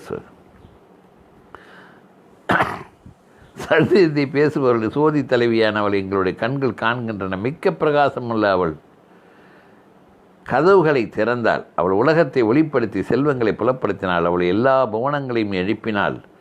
செல்வியான உசை உறக்கத்தில் சுருண்டு சாய்ந்திருந்தவர்கள் ஒருவனை போகத்துக்கும் மற்றொருவனை வேள்விக்கும் வேறொருவனை செல்வத்தை சம்பாதிக்கும் அவரவர்களின் செயலில் ஊக்கமாக எழுப்புகிறாள். அற்பமாய் கண்டவர்களை நன்கு காணச் செய்கிறாள். பரந்த உசை எல்லா புவனங்களையும் எழுப்பினாள். ஒருவனை சத்திரத்துக்கும் மற்றொருவனை புகழுக்கும் வேறொருவனை மகத்தான வேள்விக்கும் ஒருவனை அவனுடைய சொந்த தொழிலுக்கும் ஒருவனை முயற்சிக்கும் உழைக்க அவள் ஊக்கப்படுத்தி எல்லா மனிதர்களும் வாழ்க்கையை நடத்த பலவித வழிகளை வெளிப்படுத்துகிறாள். உசை எல்லா புலனங்களையும் எழுப்பினாள். எல்லா புவனங்களையும் எழுப்பினாள். இதில் இந்த காலையில் எழுப்புறதுக்கு விரும்படுவார். அது சுப்பிரபாதம். அதான் உத்திஷ்டோ கோவிந்தன் எழுப்புறது. எந்திரி அப்படின்ட்டு அதில் உசை காலையில் எல்லாரையும் எழுப்பினாங்க. பகல் வந்துடுச்சு, அவனும் எழுந்து போவான். தூங்குறவங்களெல்லாம் எழுப்பி விட்டான்னு சொல்லுவான். உவதியும் வெண்ணாடை அணிந்தவளும் எல்லா புவியின் செல்வத் தலைவியுமான சோதி மகள் தமத்தை கலைப்பவளாய் தோன்றுகிறாள். உத்தம செல்வியான உஷையே இன்று இந்த யக்ஞ சதனத்திலே எங்களுக்கு பிரகாசிக்கும். இப்படி வச்சுக்கலாம். அதாவது அதிகாலை நேரத்தை நம்முடைய புலவர்கள் இப்படி பாடுகிறாரோ, திரள்மணி கதிர்கள் வீசி திசையாலும் மாதவன் தென் திசை குமரித்தாயின் திருவடி வந்தடைந்தானேன்னு சொல்லும்போது ஒரு பாடல் இருக்கு இல்லையா, அது மாதிரி பூபால ராகத்தில் இருப்பார். அந்த மாதிரி காலை நேரத்தை இவர்கள் பாடுகிறார்கள் என்று அதை எடுத்துக்கலாம். அதாவது அதை சுருக்கமாக சொல்லிட்டு போகலாம்னா இடையில யாரையாவது போட்டு தள்ளியிருக்காங்களான்னு பார்க்கணும். அதுக்காக தான் அதை தொடர்ந்து விடாமல் படிக்கிறோம். யுவதியும் வெண்ணாடை அணிந்தவளும் எல்லா புவியின் செல்வத் தலைவியுமான சோதி மகள் தமத்தை கலைப்பவளாய் தோன்றுகிறாள். உத்தம செல்வியான உஷையே இன்று இந்த யக்ஞ சதனத்திலே எங்களுக்கு பிரகாசிக்கவும். சென்ற காளைகளின் வழியை பின்பற்றுபவளும் வரப்போகும் முடிவற்ற காளைகளுக்கு முதல்வியும் இருளை நீக்குபவளுமான உஷை சீவாத்மாக்களை ஊக்கப்படுத்தி மரித்தவன் போல் இருந்த ஒவ்வொருவனையும் எழுப்புகிறாள். உஷையே, நீ அக்னியை ஒளிப்படுத்த இயங்கினாய். நீ சூரியனின் கண்ணால் உலகத்தை வெளிப்படுத்தினாய். மானிடர்கள் வேள்வியை நடத்த அவர்களை எழுப்பினாய். நீயே தேவர்களின் நடுவே இந்த முவ்வித மங்கள செயலை இசைத்தாய். எப்பொழுதிலிருந்து உஷைகள் எழுகிறார்கள்? இன்னும் நமக்கு ஒளியை தர விரும்பும் அவர்கள் எத்தனை காலம் எழுவார்கள்? உஷை சென்ற வைகரைகளின் செயல்களை பின்பற்றி மிக்க பிரகாசிப்பவளாய் வரப்போகும் காளைகளோடும் செல்லுகிறாள். பழைய உஷையின் உதயத்தை கண்ட மனிதர்கள் சென்று விட்டார்கள். அவளை இப்பொழுது நாம் காண்கிறோம். அவளை வருங்காலத்தில் காண நம் சந்ததிகள் வருகிறார்கள். அவள் துவேஷிகளை துரத்துகிறாள். சத்தியத்தை காக்கிறாள். சத்தியத்தில் தோன்றுகிறாள். அவள் சுகப்படுத்துகிறாள். இனிய பாக்களை எழுப்புகிறாள். அவள் சுமங்கிலி. அவள் தேவர்களால் விரும்பப்படும் வேள்வியை ஏந்துகிறாள். உஷையே, மிக்க புகழுள்ள நீ இன்று இங்கு உதயமாகவும். பூர்வத்தில் உஷை இடையறாமல் உதயமானால், அது அந்த காலத்தில் பூர்வத்தில் உஷை இடையறாமல் உதயமானால், அடிக்கடி உதயமானாலாம். செல்வியான அவள் இன்றும் இவ்வுலகத்தில் உதயமாகிறாள். இனி வரப்போகும் தினங்களிலும் அவள் ஒளியை தருவாள். அழிவில்லாதவளும் அமுதியுமான அவள் தன் சொந்த சோதியோடு செல்கிறாள். இந்த இடத்துல நீங்கள் இது ஒரு இதுதான் ஆய்வு இல்லை. பூர்வத்தில் உஷை இடையறாமல் உதயமானால்னா இப்போ அது மாதிரிலாம் வர்றதில்லைங்கிற மாதிரி வரும். அது அப்போல்லாம் காலையிலேயே வந்துடுவா அப்படின்னு சொல்லிட்டு மறுபடியும் நான் சொல்கிறேன் பாருங்கள். செல்வியானவள் இன்றும் உலகத்தில் உதயமாகிறாள். இனி வரப்போகும் தினங்களில் ஒளியை தருவாள். இது ஒரு பாடல். அது அப்படி தான் எப்போதுமே தோன்றிக்கொண்டே இருக்கிறாள்ன்றது முடிய வேண்டியது. அது அப்படி வரிசையாக சொல்லி குஷிப்படுத்துகிறாங்க. தேவியான உஷை சோதியின் எல்லைகளை தன் காந்திகளால் ஒளிப்படுத்துகிறாள். அவள் தன்னுடைய கரிய வடிவத்தை எரிந்து விட்டாள். உறங்குபவர்களை எழுப்புவளாய் தன்னுடைய சிவப்பு குதிரைகளால் இழுக்கப்படும் தேரிலே வருகிறார். சூரிய கிரணங்கள் வருதான் காலையில் அதிகாலையில் சிவப்பாக இருக்கும்ல. உஷை சீலர்களை தாங்கும் செல்வங்களை ஏந்தி வந்து உணர்வற்றவர்களுக்கு உணர்வை தந்து தன்னுடைய அற்புத காந்தியை பரப்புகிறாள். சென்ற பல உஷைகளுக்கு கடையாயும் ஒப்பாயும் வரப்போகும் பிரகாசமான உஷைகளுக்கு முதல்வியாய் இன்று உஷை எழுந்தாள். எழுந்திருங்கள், நம்முடைய தேகத்தை செலுத்தும் சீவன் வருகிறது. இருள் சென்று விட்டது, ஒளி தோன்றுகிறது. உஷை சூரியன் செல்வதற்காக வழியை திறந்தாள். நாம் ஆயிலை நீட்டும் இடத்துக்கு, உணவை செழிப்புக்கும் நிலையத்துக்கு செல்வோமாக. துதிகளை ஏந்தி கூறுபவன் துலக்கமான உஷைகளை புகழ்ந்து நன்கு சேர்ந்துள்ள மொழிகளை கூறுகிறான். துதிகளை ஏந்தி கூறுபவன் துலக்கமான உஷைகளை புகழ்ந்து நன்கு சேர்ந்துள்ள மொழிகளை கூறுகிறான். செல்வியே, இன்று நீ உன்னை துதிப்பவனுக்கு உதயமாகவும் பிரஜைகளை தரும் உணவை எங்களுக்கு அளிக்கவும். பசுக்களையும் புறவிகளையும் எல்லா வீர புதல்வர்களை தருபவர்களும் அளிப்பவனை ஒளிப்படுத்துவர்களுமான உஷைகளின் நல் மனத்தை சோமத்தை பொழிபவன் வாயுவை போல் துரிதமாயுள்ள வேத துதியின் சமாப்தியிலே பெறுவானாக. நீ தேவர்களுடைய தாயாகிறாய், அதிதியின் புகழ் உடம்பை ஏந்துகிறாய், வேள்வியை ஒளிப்படுத்துகிறாய். மகத்தான உஷையே, நீ பிரகாசிக்கவும் எழுந்திருக்கவும் எங்கள் தோத்திரத்தை போற்றவும் அனைவராலும் புகழப்படும் நீ எங்களை சனங்களின் நடுவே பெருமைப்படுத்தவும்.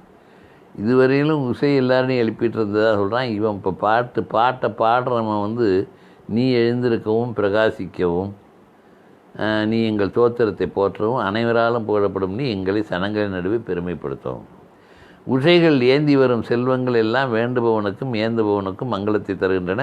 மித்திரனும் வருணனும் திதியும் அதிதியும் கடலும் புவியும் சோதியும் எங்களுடைய இந்த சோமத்தை மேம்படுத்துவார்களாக. இந்த போற்றி பாடலை மேம்படுத்துவார். 1255வது பாடலோடு இந்த சுத்தம் முடிவு பெறுகிறது. இதில் 20 பாடல்கள் இருந்தன. இந்த 1லேருந்து 3 பாடல் கடவுளர்களை நோக்கி, அதாவது உஷையும் இரவும், பகலும் அதிகாலையும் இரவும் அதை பற்றி பாடுகிறது. வெண்மையான குழந்தைன்னா சூரியத்துக்கு முன்பாக வரும் அதிகாலை, அதான் உஷை. ஒருவரை ஒருவர் பின் பகலும் இரவும், ஒருவரை ஒருவர் பின்பற்றுதல்னா பகலும் இரவும். சத்தியத்தை பேசுபவர்கள் காலை வேளையில் பறவைகளின் இனிய குரல்களை கேட்கவும் மற்ற மிருகங்களின் குரலை கேட்கவும் மனிதர்களை எழுப்புபவர்கள் உஷை. அற்பமாய் கண்டவர்கள் இரவு வேளையில் பார்வை குறையாக உள்ளதை குறிக்கிறது. வாயுவை போல் துரிதமான என்பதற்கு காற்றின் ஓசையை விடவும் உரத்த குரல். விடியும் போது கெட்ட தேவதைகள் அழிகின்றனர். இயற்கை நீதியின்படி உஷை தோன்றுகிறாள். அந்த நியதியை அவள் பின்பற்றுகிறாள். அவளுடைய வருகை தேவதைகளுக்கு படையலளிக்க வேண்டும் என்ற மனிதர்களுக்கு ஒரு எச்சரிக்கையாக உள்ளது. ஆயிலை நீட்டும் இடம் என்ற சொற்றொடர் காலை ஒளி வந்தவுடன் புது வாழ்வு துவங்குகிறது. நன்கு சேர்ந்துள்ள மொழிகளால் துதிக்கிறார்கள். அந்த நன்கு சேர்ந்துள்ள மொழி என்னென்னா, துதிப்பாடல் வரிகளை அழகாக நெய்வது போல் அமைப்பது. அக்னியை ஒளிப்படுத்து, வேள்வி தீயை துளங்க சரியான வேலை காலையே அப்படின்ட்டு ஒருவனை இப்பாடல் 4 வர்ணங்களை குறிப்பதாக உள்ளது என்று அவர் ஒரு மொழிபெயர்ப்பாளர் சொல்கிறார். 4 வர்ணங்கள். ஆக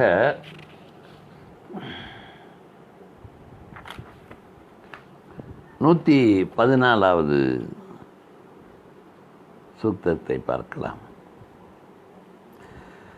ரிஷி குத்சாங்கிரசன் உருத்ரனை நோக்கி கூறுவது. நாம் ரிக்வேதம் 1வது மண்டலம் 114வது சூக்தத்தை பார்த்து கொண்டிருக்கிறோம். 114வது சூக்தத்தில் 11 பாடல்கள் இருக்கின்றன. ருத்ரன் என்பவரை பொதுவாக உரத்த குரலில் கர்ஜிப்பவர் என்று பொருள். அவர் ருத்ரன்னா சிவன் சொல்லுவாங்க, ஊளையிடுபவன் என்று தான் பொருள் சொல்லப்படுகிறது. இதில் உரத்த குரலில் கர்ஜிப்பவர் அப்படின்னு இதில் பொருள் வருது. கொஞ்சம் நாகரிகமாக சொல்கிற பொருளாக இருக்கலாம். ரிஷி குத்சாங்கிரசன் ருத்ரனை நோக்கி பாடுற பாடல். இதிலிருந்து யஜுர்வேதத்தில் இப்போ எடுத்து அதில் ஸ்ரீருத்ரம் அப்படின்னு ஒன்று வரும், ஒரு போர்ஷன். அதில் தான் ஸ்ரீருத்ரம், ருத்ரத்தை படிங்க, ருத்ரத்தை அதை வாசித்தா அதில் நிறைய செல்வம் வரும் அப்படிங்கிறது சொல்லுவாங்க. அது அவர்களுக்கு உண்டானது. அதை இப்போ கொஞ்சம் கொஞ்சமாக நம்மக்கிட்ட சொல்லி நீங்கள் ருத்ரம்லாம் பார்க்குறது ஸ்ரீருத்ரத்தில் வருது அப்படின்னு அப்பப்போ இந்த உபன்யாசகர்கள் ஒரு லைனை சொல்லிட்டு போயிடுவாங்க. அது அதில் வருதுன்னொன்னே அதில் தான் எல்லாம் இருக்குங்கிறது மாதிரி ஒரு பிரமையை தோற்றுவிக்கிறது. இந்த இதுதான் அந்த ருத்ரனை தான் இதில் சொல்கிறது.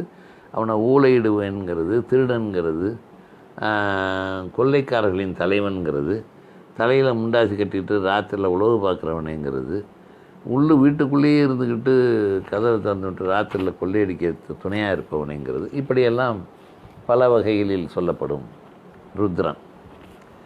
அது மின்சாரம் பழுதாக்கியது. மின்சாரம் போயிட்டு பழுதாவில்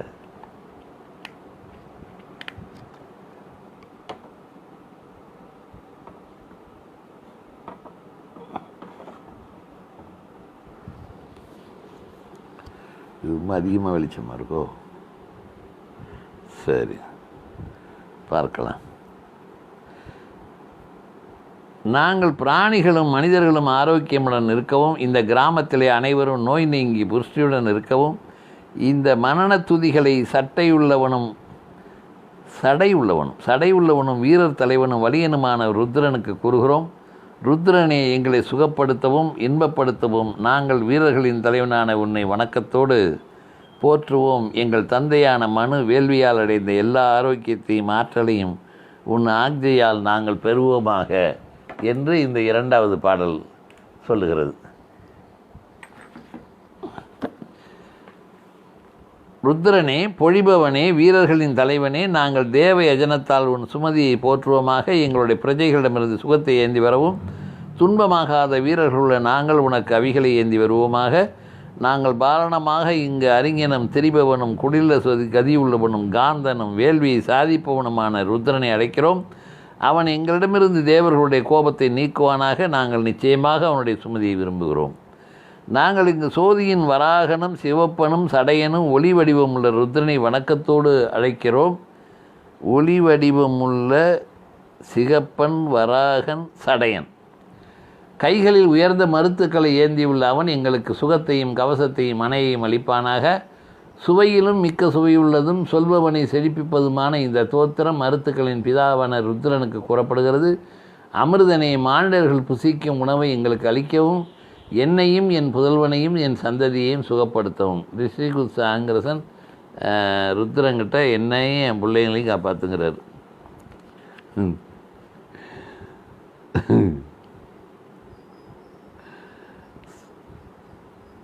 ருத்ரனே, எங்கள் நடுவில் இருக்கும் பெரியவனை, சிறியவனை, வளரும் பாலனை, வளர்ந்த மனிதனை துன்புறுத்தாதே. எங்கள் நடுவில் இருக்கும் தந்தையை கொல்லாதே. இங்கு தாயை கொல்லாதே. ருத்ரனை, எங்களுடைய பிரியமான தேகங்களையும் துன்புறுத்தாதே. ருத்ரனை எந்த இடத்திலே வைத்திருக்கிறார்கள் என்று தெரிகிறது. எங்களை காப்பாற்று என்று சொல்லவில்லை, கொல்லாதே, துன்புறுத்தாதே என்றெல்லாம் வருகிறது. ஆக ருத்ரனை இவர்கள் சிவன் என்று சொல்லுகிறார்கள். ருத்ரன் தான் சிவன், அது வேதத்திலே இருக்குது. ஆனால் இல்லை, தென்னாடுடைய சிவனை போற்றி எந்நாட்டவர்க்கும் இறைவா போற்றி என்று சொல்லப்படுகின்ற அதுவும் அதுக்கு பேரே திராவிட கடவுள். அந்த சைவத்துக்கு வந்ததுனால தான் திராவிட சிசுன்னு திருஞான சம்பந்தனுக்கு பேர் வந்தது.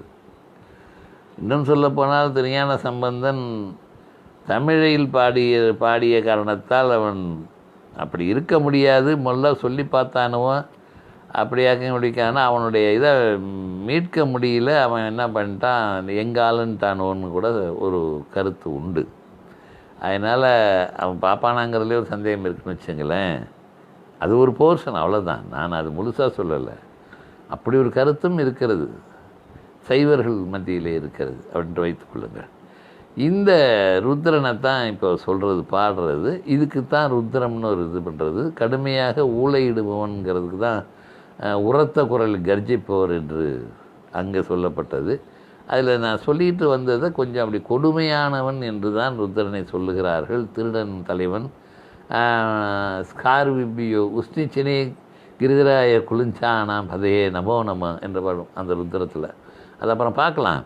ஆனால் இப்போது இதில் இருக்கிறது, இந்த இடத்துல வரும்பொழுது இந்த மாதிரி இருக்குங்கிறத உங்களுக்கு நான் இது பின்பற்றிட்டு வர்றவங்களுக்கு எதுவாவது ஒரு செய்தி சொல்லணும்ல, அதனால சொல்கிறேன்.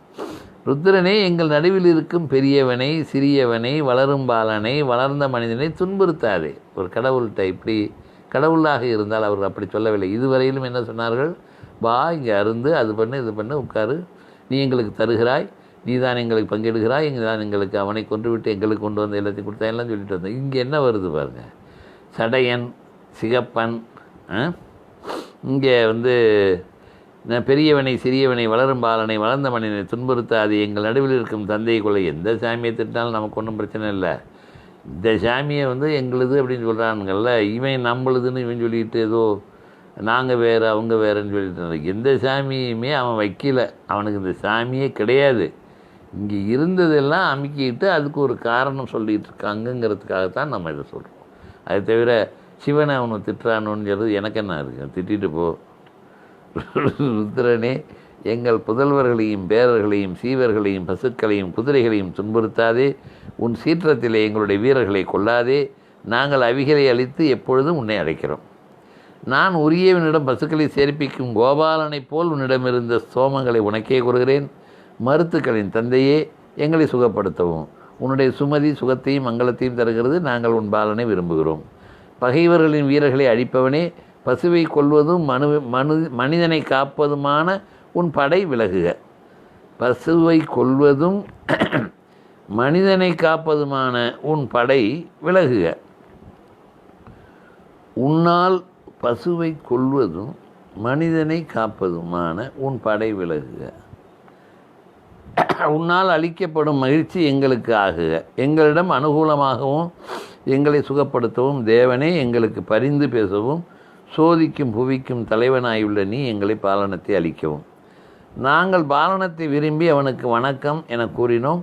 ருத்ரன் மருத்துக்களோடு எங்கள் அழைப்பை கேட்பானாக. மித்திரனும் வருணனும் அதிதியும் கடலும் புவியும் சோதியும் எங்களுடைய இந்த ஸ்தோமத்தை விரும்புவார்களாக. ருத்ரன் பொதுவாக உரத்த குரலில் கர்ஜிப்பவர் என்று பொருள். புயல் காற்று சத்தத்தை குறிக்கும். புயல் போன்றவைகளின் தேவதை, மருத்துக்களின் தந்தை. ருத் என்ற மூலச்சொல்லிலிருந்து வந்தது. சிகப்பு என்று பொருள். ருத்ரன் ஏன்னா இதை மறுபடியும் வேறு எங்கேயாவது கேள்விப்பட்டீங்கன்னா ருத்ரன்னா சிவன் பாயனாவது என்னடா வேறு மாதிரிலாம் சொன்னாங்கன்னு நீங்கள் சொல்லலாம். அதுக்கு ஒரு வாய்ப்பு இது. பொதுவாக உரத்த குரலில் கர்ஜிப்பவர், புயல் காற்று சத்தத்தை குறிக்கும். புயல் போன்றவைகளின் தேவதை, மருத்துக்களின் தந்தை. ருத்து என்ற மூலச்சொல்லிலிருந்து வந்தது. சிகப்பு என்று பொருள். வேள்வியால் அடைந்த வேள்விகளை பழைய காலங்களிலேயே தொடங்கிய காரணத்தால் தேவதைகளிடமிருந்து பல நன்மைகளை பெற முடிந்தது. பசுக்களை சேர்ப்பிக்கும் கோபாலன். ஒரு இடையன் தனது கால்நடைகளுக்காக வேண்டிக் கொள்வது போல ரிஷி தன் மக்களுக்காக வேண்டுகிறார் என்று இது நிறைவு பெறுகிறது. 114 115 பார்த்துடலாமே. 115வது சுத்தம். ரிஷிகுஸ்ஸ ஆங்கிரசன் சூரியனை நோக்கி கூறுகிறார். அவர் ருத்ரனை விட்டுட்டார். அடுத்தது சூரியன்கிட்ட போகிறார். தேவர்களின் கதிர்களின் அற்புதப்படை எழுந்தது. அது மித்திரனுடைய, வர்ணனுடைய, அக்னியினுடைய கண். எல்லா தாவர ஜங்கம பொருள்களின் ஆத்மாவான சூரியன் ஜோதியையும் புவியையும் வானையும் நிரப்பினான். சூரியன் தேவியையும் துலங்குபவளவான உஷையை அழகிய பெண்ணை தொடரும் மனிதனைப் போல் தொடர்கிறான். அப்பொழுது அறிஞர்கள் தங்கள் மனைவிகளோடு சேர்ந்து மங்களத்துக்காக மங்களத்தை சூரியனை சிறப்பித்து வேள்வியை நடத்துகிறார்கள். சூரியனின் துரிதமான குதிரைகள் மங்களமானவை. விசித்திராங்கமுள்ள அவை வழியிலே செல்பவை. துதியால் சுகப்பட தகுந்த அவை எங்களால் போற்றப்பட்டு சோதியின் உச்சியில் ஏறி வேகமாய் ஒளியுலகையும் புவியையும் சுற்றி வருகின்றன. இது சூரியனின் தேவத்தன்மை. இது அவனுடைய மகிமை. அவன் வேலையின் நடுவிலே தான் பரத்திய ஒளியை தன்னிடம் ஈர்த்து கொள்கிறான்.